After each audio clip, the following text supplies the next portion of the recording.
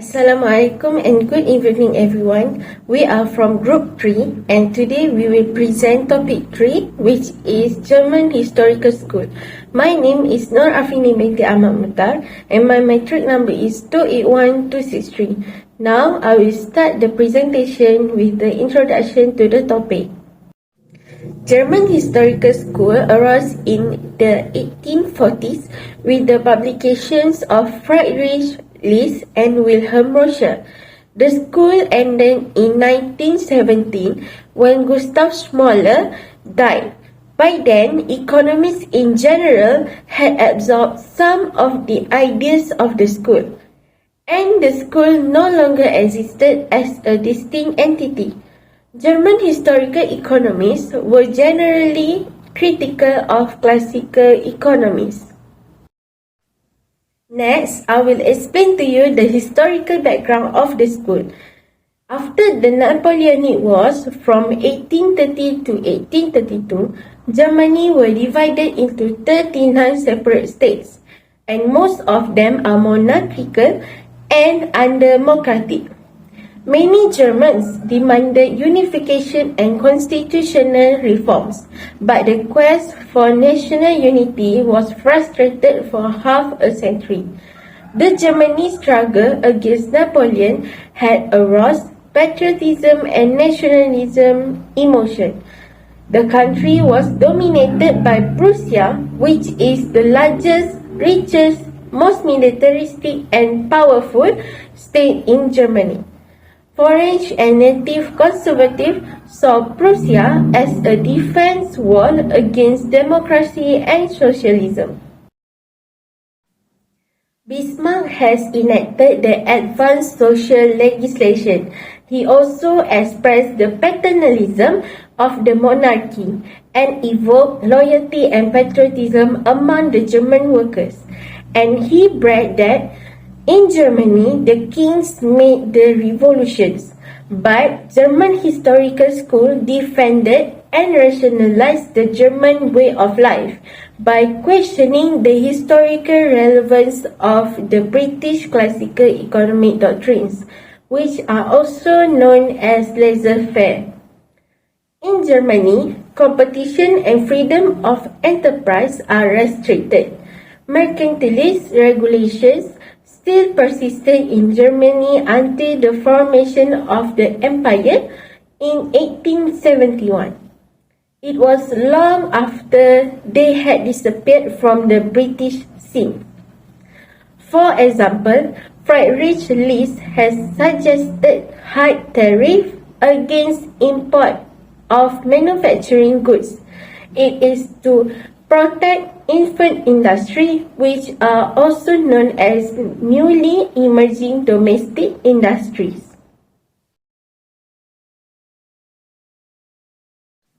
The Germany that gives to German Historical School was divided, weak and primarily agricultural.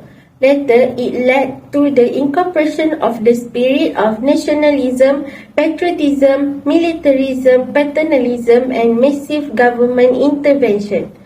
It because in the middle of the 19th century, Germany was far behind England in the development of industry and its economies, reason that government assistance was required for it to catch up. Next, I will move on to the next part of this presentation, which is major tenets. For the German Historical School topic, there are 4 major tenets, which are evolutionary approach to economics, emphasis on the positive role of government, inductive or historical approach, and the last one is the advocacy of conservative reform. I will start explaining the first major tenet of German Historical School, which is evolutionary approach to economics. This approach applies a dynamic evolutionary perspective in its study of society and concentrated on cumulative development and growth.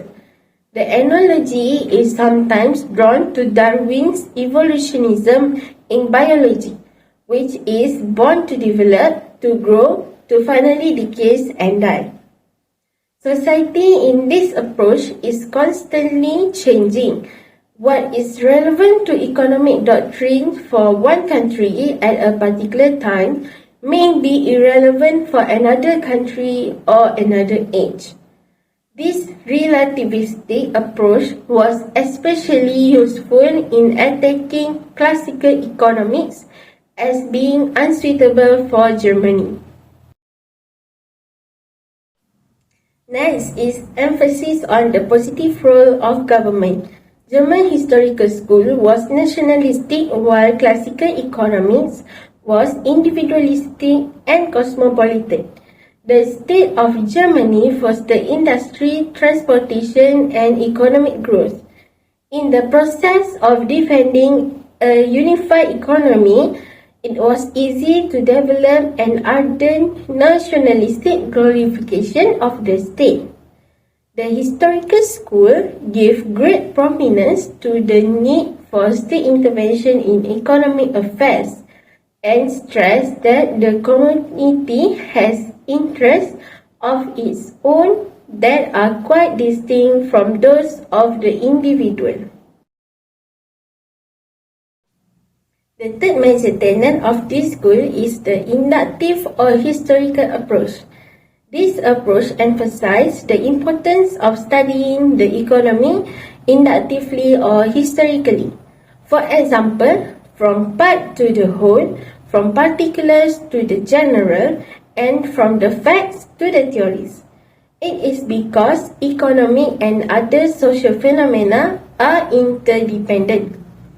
Political economy cannot be treated adequately except in combination with other branches of social science. It undertook massive inductive studies using primary source material and studying changing social institutions. This historical school claimed that its historical method allowed it to study all the forces of an economic phenomenon or the facets of economic behavior, not merely their economic logic. Today, the historical inductive method has become generally accepted as complementary to marginalist abstract deductive method. The last major tenet for the German historical school is advocacy of conservative reform. In this major tenet, the political economy must not merely analyze motives that prompt economic activity, but must weigh and compare the moral merit of these actions and their outcomes. This mainly is about efficiency versus equity. It must determine a standard of the proper production and distribution of wealth, so that the demands of justice and morality are satisfied. The German state should be entrusted with the amelioration of conditions for the common man. German historical school promoted moderate reforms that frustrated the drive for a more radical democratization of society, such as those promoted by socialists. Instead of the poor and lowly fighting and winning their own battles for improvements, concessions were given to them by a paternalistic state. As a result, loyalty, nationalism, and servility to the state were more widespread in Germany. For example, divert the working class from extreme. That's all from me. Now I will pass this presentation to the next presenter. Thank you. Hi and good day everyone. My name is Nur Aina Najwa binti Ahmad Shukri, Nometric 278162. So here I'm going to talk about the third, fourth and fifth major question. The third major question is, whom did the historical school benefit or seek to benefit? The first to benefit from the German historical school is the member of the historical school themselves. The main idea brought by the school was suggested by the members themselves. Rationally, the ideas that were recommended by themselves will take into consideration about their own preference and their own benefits. The good relationship and close contact they have with the government official has significantly contributed to allow them to gain more important position in academic life such as universities. It is possible because most of the universities were controlled by the German government, which they had close relation with. The members of the historical also gained the dominant position in academic posts through the help of Schomoler, which is also known as the professor makers. Schomoler's influence at the Prussian Ministry of Education has allowed him to control a majority of the academic appointments in Germany. Then, supporters of the Austrian marginalist school were excluded from universities' position. Second is the dominant business, financial and landowning group served them by promoting moderate reforms that frustrated the drive for a more radical democracy and society with its socialistic ideology. Instead of the poor and lowly fighting and winning their own battle for improvement, concessions were given to them by a paternalistic state. As a result, royalty, nationalism, and civility to the state were more widespread in Germany. The fourth major question is how the historical school valid, useful, and correct in its time. First, evolutionary approach on economic. The evolutionary approach to society and the economic truth provided a suitable solution to abstract thinking of the classical and marginalist school. The historical school was correct in its perspective that economists need to familiarizing themselves with changing history and environment with economics in order to understand the present world. In this task, inductive factual studies will require new theories and new ideas had to be evoked to understand new situations, and these new theories and ideas require very careful testing through the use of empirical data. The fifth and last major question is which tenet of the historical school became lasting contribution. The task of German historical school was completed when economists of various historical empirical data are required to explain the present, to test the old theories, and to develop new ones. Nowadays, inductive method has become generally accepted as complementary to the deductive approach.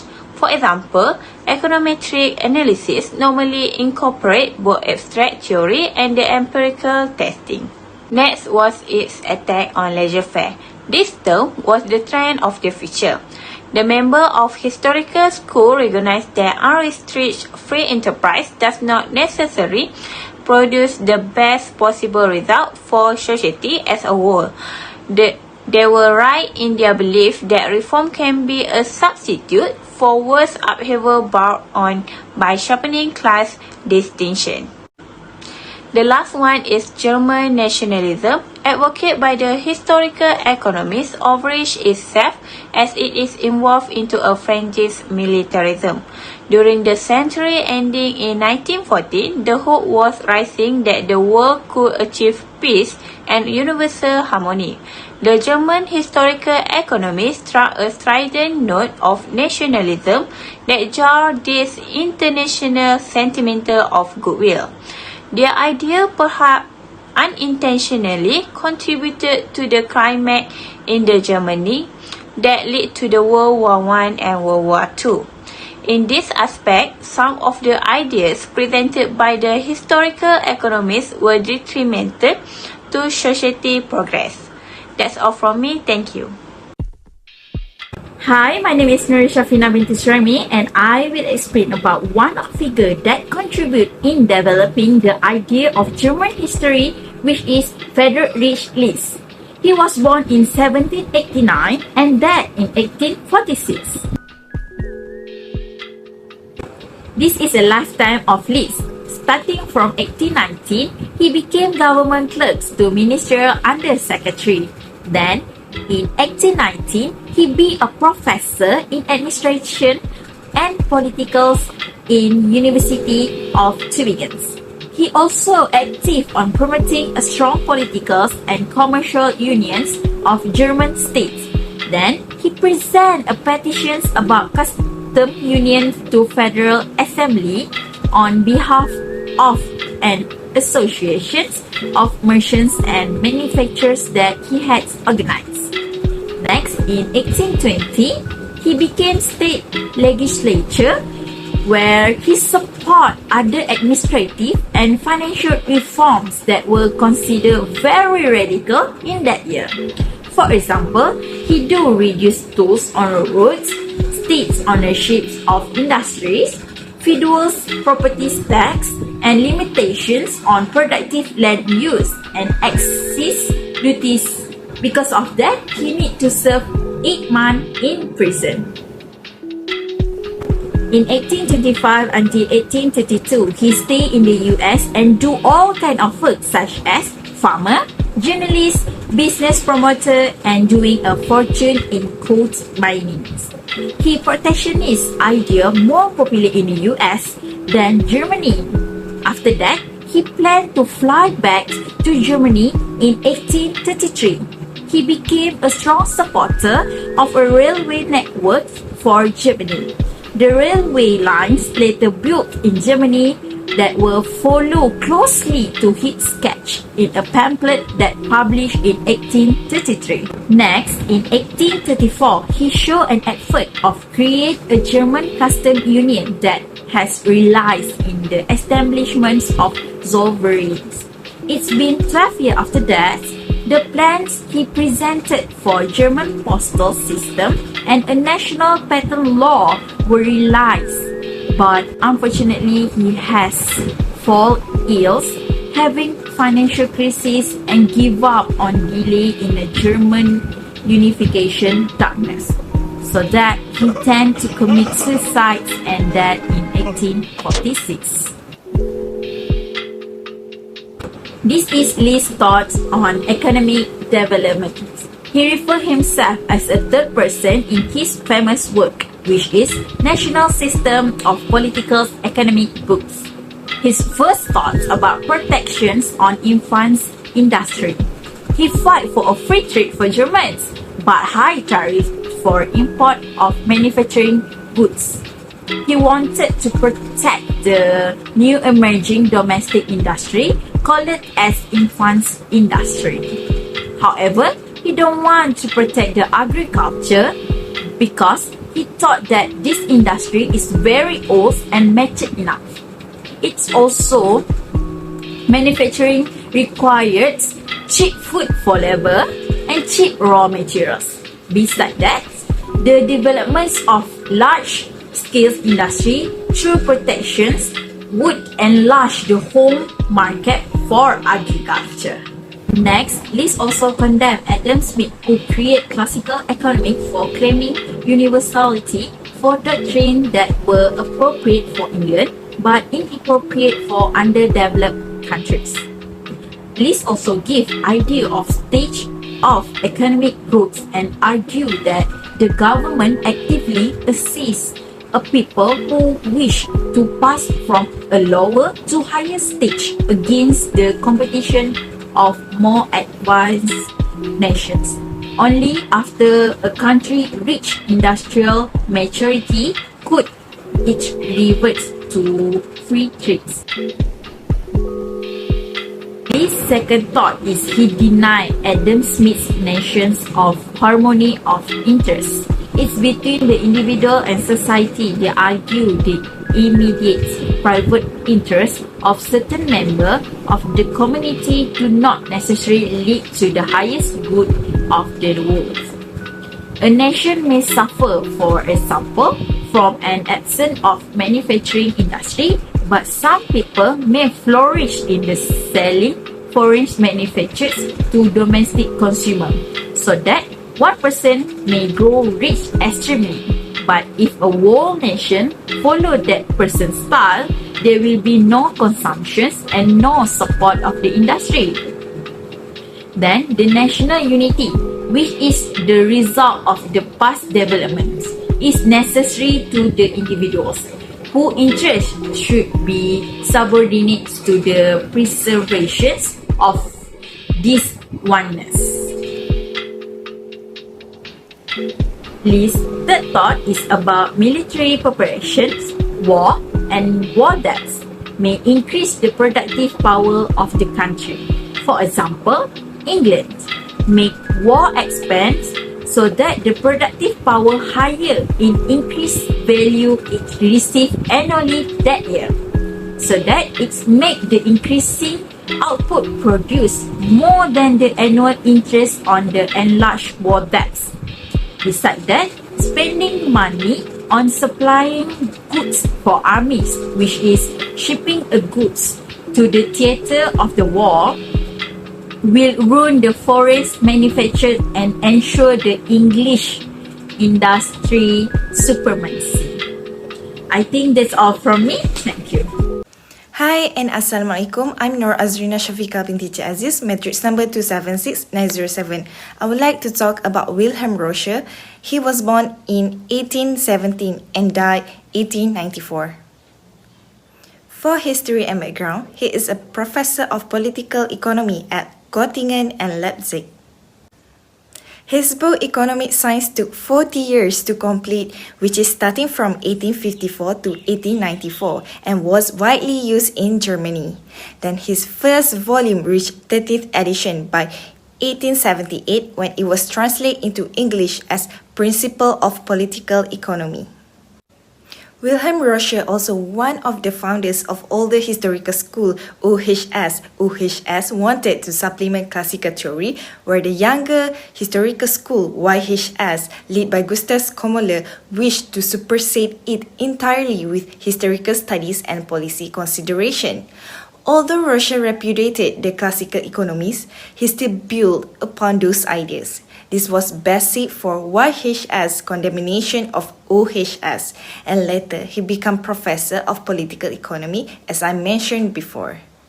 Next, historical method. Roscher tried to establish the law of economic development by using historical method from investigation of history's legal, political, and other aspects.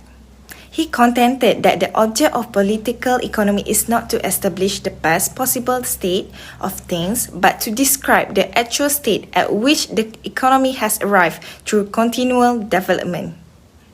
Societies are continually evolving from immature to mature forms, which may be considered the most perfect. The mature societies, however, eventually decline and decay. Evolution theory. He also added the knowledge gained through the use of historical method does away with feelings of self-sufficiency, and the higher civilization will not look down with contempt on lower ones. Next, historical basis of deductive method. He showed his affinity for economic theory, classical price theory, in his principle of political economy, and instead of disdaining theory, he sought to discover its historical basis. Lastly, he also asserted that the study of contemporary facts and opinion is essential adjunct to the classical deductive method. Assalamualaikum and good afternoon, sir. I am Nur Hidayah binti Zainal Arapin and my number matric is 278764 and will explain about contribution Gustav Skommerle in German History School. He's born June 24, 1838. Placed with Halban, German, died when he is 70 years old in Bad Harzat, German.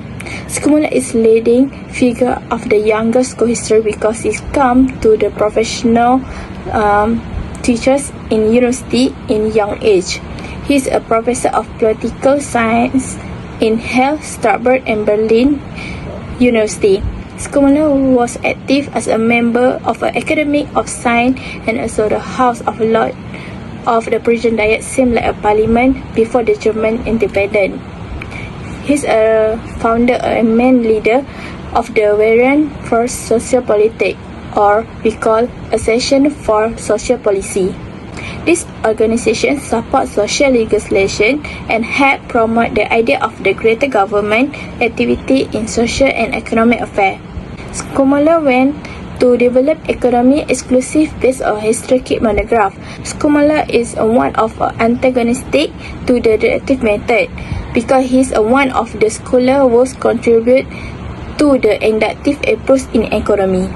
And this caused the method strict, or we call method battle, between inductive method by Gustav Skomler and the deductive method by Karl Menger, who was a figure of the Austrian Magellanist school. There is a difference between the inductive method and the deductive method. In the summary, the difference between these two methods is a term of research method and how they adapted in social research. Inductive begin with the investigation or observation and end with the creating a general theory, while the deductive start with the opening a general or specific theory, and finally whether the theory is accepted or rejected. If it's rejected, we'll do again with the same theory or different specific theory. Besides that, in adaptive, economy and other social phenomena are interdependent. Political economy cannot be educated, treated except in conjunction with other branches in social science. While deductive tendency is to use assumption to strengthen in agreement. This method, or partial equilibrium analysis, championed by many members of the Magellanist school, is useful for abstracting from the complexity of the real world in order to better understand. For short one is from hard to understand to easy to understand. This difference has caused tension between the two big figures. This happened when Menger has published a book on a methodology that defends theoretical analysis or deductive method and evaluates Scholar's inductive method as a secondary important only. In this book, there are also allusions to the side of history which Scholar cites as our step their bonds against science, which is a Karl Menger side.